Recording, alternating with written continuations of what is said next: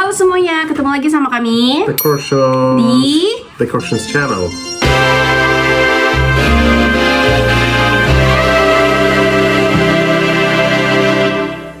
Nah, kali ini kami mau bahas topik yang lagi rame banget nih di Indonesia tentang pengungsi Rohingya. Mungkin kamu nonton ya beberapa video yang menunjukkan orang-orang Indonesia tuh menolak pengungsi Rohingya yang datang ke Indonesia.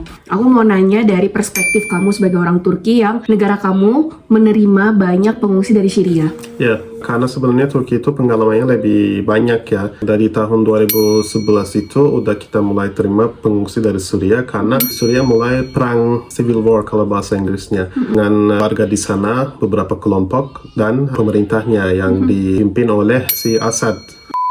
Waktu itu mulai orang Suriah kabur dari negara mereka sendiri. Sebenarnya Turki itu lebih panjang ya sejarahnya, dari zaman revolusi di Iran juga ada yang masuk ke Turki, dan khususnya setelah perang-perang di Irak, Gulf War yang pertama dan yang kedua, itu juga banyak pengungsi dari sana masuk ke Turki. Dan sebagian tinggal di Turki, sebagian balik, dan sebagian pergi ke negara ketiga, negara Eropa dan lain-lainnya. Nah itu, tapi krisisnya mulai jadi lebih kerasa waktu perang di Suriah yang saya sebut tadi itu mulai loncat ke sekarang aja. Jumlah pengungsi itu yang resmi ya hampir 5 juta di Turki, dan itu lumayan untuk negara seperti Turki yang populasinya sudah terlalu banyak sih, 80 juta lebih. Itu kalau kalian bandingin dengan negara-negara Eropa misalnya, udah penuh banget. Tambah lagi 5 juta orang Syria, dan ada juga yang baru-baru masuk kayak Afgan dan lain-lainnya. Nanti saya cerita gimana reaksinya orang Turki. Kan kalau di Indonesia kita jadi kayak sentimen ya sama orang Rohingya, sampai kayak mahasiswa tuh ngusir, bahkan perlu diakui ngusirnya juga agak kasar ya. Apakah hal itu juga terjadi di Turki gitu sentimennya? Sebenarnya awal-awal enggak. Kalau misalnya kita bahas dulu sejarahnya, awalnya Turki itu ada polisi namanya kayak, polisi maksudnya bukan polis ya, policy, government policy gitu. Namanya disebut waktu itu sama Erdogan, open door. Semua pintu terbuka untuklah siapapun saudara-saudara kita di Suriah gitu, awal-awal kan. Dan awalnya itu ada yang beberapa ratus ribu orang Suriah masuk dan udah dikasih akomodasi yang tidak tetap untuk mereka dan beberapa bantuan lah waktu itu. Jumlahnya kan gak banyak dan populasinya terkontrol waktu itu. Jadi nggak dibebasin kalau kalian bisa tinggal di mana aja, itu enggak. Nama orang-orang pengungsi di Turki itu sebenarnya bukan refugee. Ada beberapa istilah beda-beda. Ada refugee, ada asylum seeker. Terus ada juga di Turki, sesuai peraturan Turki itu, nama mereka itu people under temporary protection. Jadi proteksi yang tidak tetap. Ya, artinya mereka dikasih proteksi dari perang lah, apa hal yang bikin mereka sulit di negara mereka sendiri itu, kita kasih proteksi untuk sementara sampai kondisinya lebih baik di Suriah itu. Apa masalahnya di Suriah itu? Kalau kalian nanya, masalah utamanya di Suriah itu ada beberapa kelompok yang bersenjata ya, armed groups gitu. Mereka tidak mau Assad ini lanjut jadi pemerintah di Suriah. Kan sebelumnya juga bapaknya Assad ini jadi Hafiz Assad. Dinasti gitu ya. Mereka nggak mau. Jadi mereka nggak mau aja sih jadi revolusi, semacam revolusi di sana. Tapi ternyata si Assad ini terlalu kuat dan tidak turun dari pemerintah. Dan jadinya ada dua kelompok sekarang di Suriah. Satu pemerintah punya militer. Dan satu lagi masyarakat yang sipil, kelompok-kelompok yang itu yang aku sebut tadi. Orang-orang dari Suriah kabur antara karena mereka disiksa, salah satunya, atau mereka nggak mau ikut kelompok ini. Biasanya anak-anak muda, kadang orang Turki protes kan, orang Turki kan agak nasionalis ya. Mereka bilang kalau ada perang di sana, kenapa kalian nggak perang gitu? Kenapa kalian nggak ikut militer gitu? Alasan mereka, kalau kita ikut militer, ya yang kita bunuh juga orang kita, kata mereka. Jadi kita nggak mau ikut militer. Biasanya orang-orang yang umurnya 20, 19, yang anak-anak muda, mereka kan wajib militer di sana juga. Oh, ada wajib militer. Aku baru tahu kalau di sini Jadi ada mereka nggak mau militer. ikut. Kalau nggak mau ikut, ya mereka dipaksa ditarik sama kelompok yang satu lagi, lawannya gitu. Mereka nggak mau juga karena tentara juga orang-orang mereka gitu, saudara mereka, keluarga mereka. Bayangkan kabur seperti ini. Itu alasan yang menurut aku masuk akal. Tapi ada juga yang sebenarnya tidak punya alasan yang sah. Mau kabur-kabur aja, nggak mau tinggal di Syria lagi. Nah ini reaksinya orang Turki awal-awal gak begitu besar karena apa? Karena saya tadi kan cerita jumlahnya nggak gitu besar. Tapi lama-lama mulai banyak orang masuk dari pembatasan Suriah sama Turki, dan itu pemerintah Turki tidak bisa kontrol.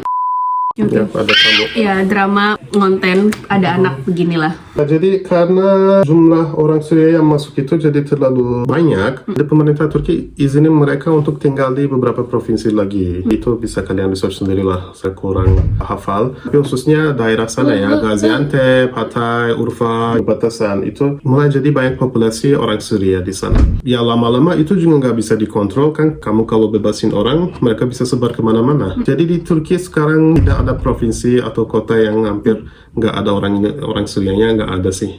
Kan di kota kecil kayak kota dia tuh di Düzce itu ada juga orang Syria. Nah, aku mau nambahin aja sedikit tentang pengalaman aku waktu kemarin mudik ke Turki. Jadi ada beberapa teman Indonesia yang komplain, kenapa? Karena mereka dipersulit ngurusin izin tinggal di Turki. Karena beberapa imigrasi di beberapa kota itu udah ditutup karena saking banyaknya imigran. Bukan tutup sih, tapi nggak mau terima lagi. Udah mau terima, saking sepenuh itu gitu guys. Itu ngaruhnya kemana-mana ya. Bahkan untuk orang-orang Indonesia yang menikah dengan orang Turki secara legal. Iya, itu pun dipersulit guys. Selain itu, aku juga ngerasa dirasisin waktu aku mau naik lift. Jadi kita tuh kan ngantri duluan tuh di lift di metro. Aku bawa stroller, temanku juga bawa stroller 2. Terus ada 3 temanku lain nih yang ikut. Pas kita mau masuk, temanku tuh nggak bisa masuk. Ada ibu-ibu Turki malah dimaksa masuk. Nah sama temanku diusir dong gitu kan. Kita yang udah ngantri duluan. Si ibu-ibu tuh bilang ini kan Benim Memlekete, artinya tuh ini negara saya gitu kan. Temen aku tuh orangnya berani ngomong. Dia ngomong pakai bahasa Turki, dia bilang tapi kita juga bayar pajak di sini. Kamu keluar, kita udah antri duluan. Akhirnya si ibu itu keluar. Itu efeknya juga kerasa ke aku. Nah, selain itu juga waktu Hagia Sophia banyak banget pengungsi dari Syria yang jual cerita ya bapak ibunya Syahid lah segala macem di sana gitu untuk minta uang.